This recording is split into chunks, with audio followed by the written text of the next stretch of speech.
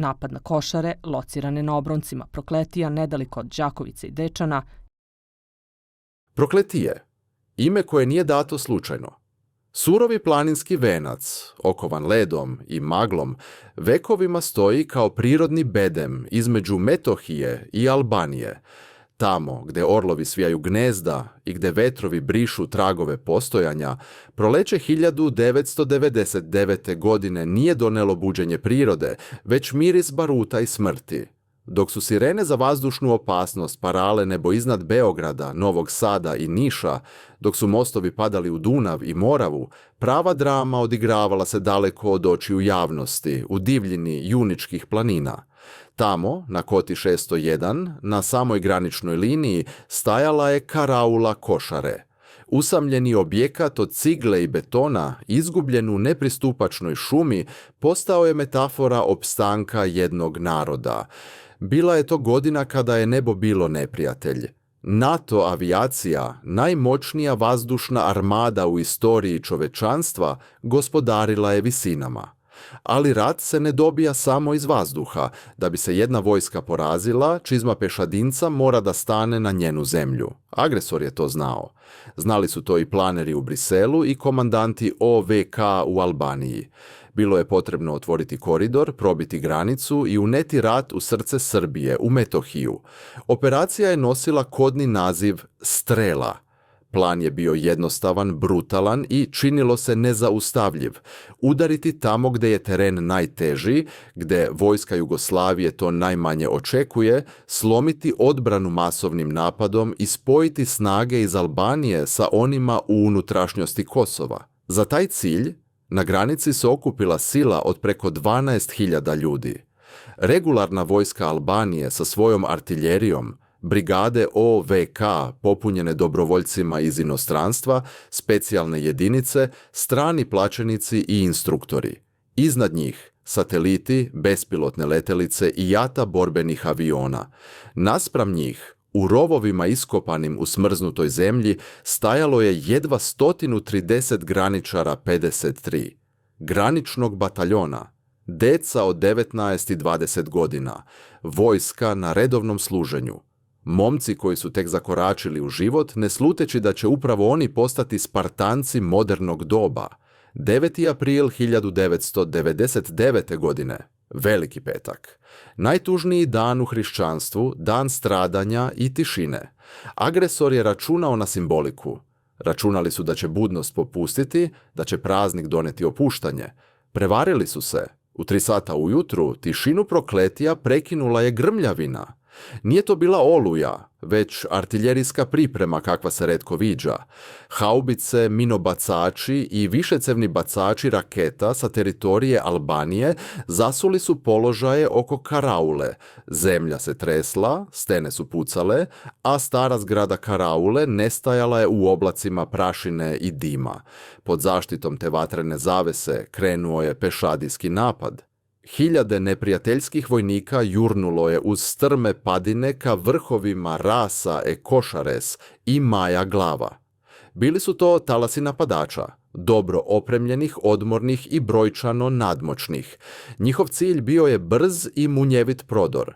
Očekivali su paniku, očekivali su beg. Ali u rovovima na Košarama nije bilo panike, bilo je samo hladne odlučnosti i grčevitog stiskanja oružja. Mladi graničari pod komandom svojih podoficira i oficira prihvatili su borbu. Počela je bitka prsa u prsa, razdaljine su se merile metrima. Kroz maglu i dim vidjele su se siluete neprijatelja. Prvi sati bili su kritični, komunikacije su bile prekinute, a karaula se našla u poluokruženju. Nalazeći se na taktički nepovoljnom položaju, u svojevrsnom levku, branioci su trgali strahovite gubitke. Ipak, nisu popustili. Svaki metar odstupanja skupo je naplaćen neprijatelju.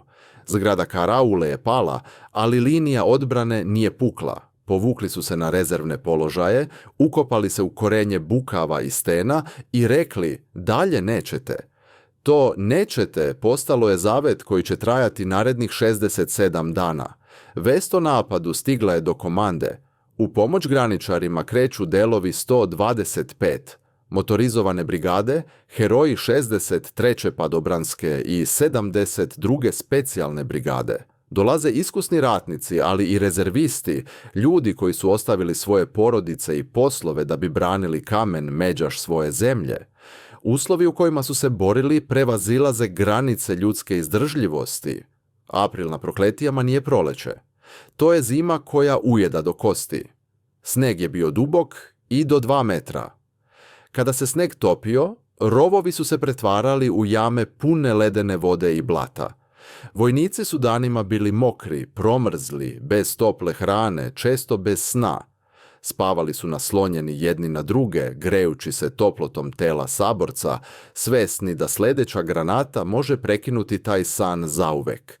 Ali najveća opasnost dolazila je sa neba. NATO avijacija uvela je u igru svoje najsmrtonosnije oružje, strateške bombardere B-52 i jurišne avione A-10. Tepih bombardovanja tresla su planinu kao zemljotres. Čitavi delovi šume nestajali su u sekundi, pretvarajući stoletna stabla u čačkalice. Posebno poglavlje užasa ispisale su kasetne bombe. Ti žuti kontejneri smrti otvarali su se visoko iznad tla, sejući stotine malih bombi koje su pokrivale ogromnu površinu. To je oružje dizajnirano da ubija i sakati živu silu, oružje kukavica koje ne bira cilj. Mnogi mladići ostali su bez ruku i nogu, a planina je postala polje smrti. Pa ipak, moral srpskog vojnika bio je enigma koju NATO planeri nisu mogli da reše. Što su udari bili žešći, to je inat bio veći. U pauzama između granatiranja, kroz radio stanice se čula pesma. Šalili su se sa smrću, prkoseći joj u lice. Osjećaj zajedništva bio je jači od straha.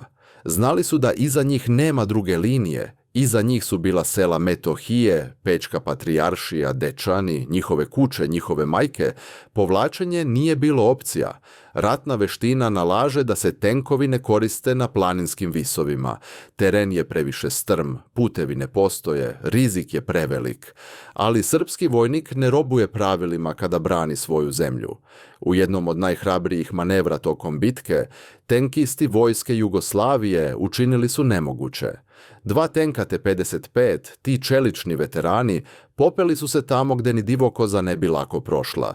Vozeći noću pod svetlima farova, rizikujući survavanje u provaliju, stigli su na visinu od preko 1000 metara, na samu liniju fronta. Kada su cevi tenkova zagrmele tog jutra, neprijatelj je bio u šoku. Na mestu gdje su očekivali samo pešadiju sa puškama, dočekala ih je vatrena moć oklopa. Taj trenutak je preokrenuo tok borbi na tom sektoru. Bio je to dokaz da tehnološka superiornost nije ništa naspram snalažljivosti i hrabrosti branilaca. Ti tenkisti, vozeći kroz maglu i blato, ispisali su novu stranicu u udžbenicima ratovanja. Bitka na Košarama iznedrila je heroje čija imena moraju biti uklesana zlatnim slovima u nacionalno pamćenje. To nisu bili filmski superheroji, već obični ljudi, naši komšije, braća, sinovi. Tibor Cerna. Ime koje odzvanja večnošću. Vojnik koji je znao da njegov vod ne može dalje zbog neprijateljskog snajperiste koji je sejao smrt. U trenutku kada je svaki pokret značio kraj, Tibor je doneo odluku koja se ne donosi razumom, već srcem. Svesno je ustao iz rova, stao je uspravno prkoseći nevidljivom ubici kako bi ga naterao da puca i time otkrije svoj položaj. Prvi metak ga je pogodio, ali Tibor nije pao. Ostao je na nogama, kao živi štit svojih drugova. Tek drugi metak je prekinuo njegov mladi život. Njegove posljednje reči: "Za ovu zemlju vredi poginuti." Nisu bile parola. Bile su testament. Zahvaljujući njegovoj žrtvi, snajperista je eliminisan, a životi njegovih saboraca spašeni.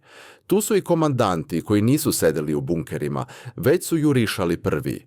Oficiri koji su svojim telima štitili vojnike.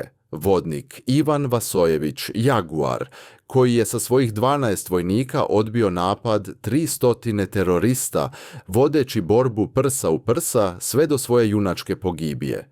Poručnik Predrag Leovac, koji se vratio na front sa nezalečenim ranama da bi poginuo braneći granični kamen. Svaka kota na Košarama ima svoje ime i svoju krvavu priču. Maja Glava, Rasa je Košares, Opljaz. To više nisu samo geografski pojmovi. To su spomenici.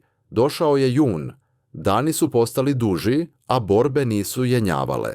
Agresor, uprkos stravičnoj upotrebi sile, nije uspeo. Operacija Strela je slomljena, linija fronta je stabilizovana. Vojska Jugoslavije je, vojnički gledano, pobedila. Neprijatelj nije prošao, nisu zauzeli Metohiju, nisu slomili kičmu odbrane. A onda je stigla vest, koja je zabolela više od svakog metka. Potpisan je Kumanovski sporazum, rat je završen.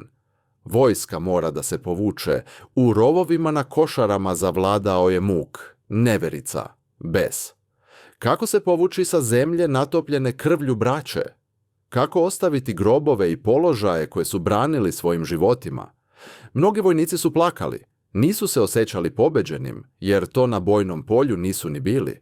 Osjećali su se izdanim od strane visoke politike, od strane sveta koji nije razumeo njihovu borbu.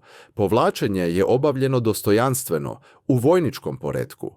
Kolone vozila i pešadije spuštale su se sa planine, noseći sa sobom opremu, oružje i, ono najvažnije, tela svojih poginulih drugova. Nijedan heroj nije ostavljen da počiva na tuđoj zemlji. Dok su posljednji kamioni napuštali zonu odgovornosti, vojnici su se okretali i gledali ka vrhovima koji su 2 mjeseca bili njihov dom i njihov pakao. Bilans bitke na Košarama je strašan i veličanstven. 108 pripadnika vojske Jugoslavije položilo je svoje živote na oltar otadžbine. 108 zvezda koje su se ugasile da bi Srbija živjela. Među njima su bili oficiri, podoficiri, vojnici na redovnom služenju i dobrovoljci.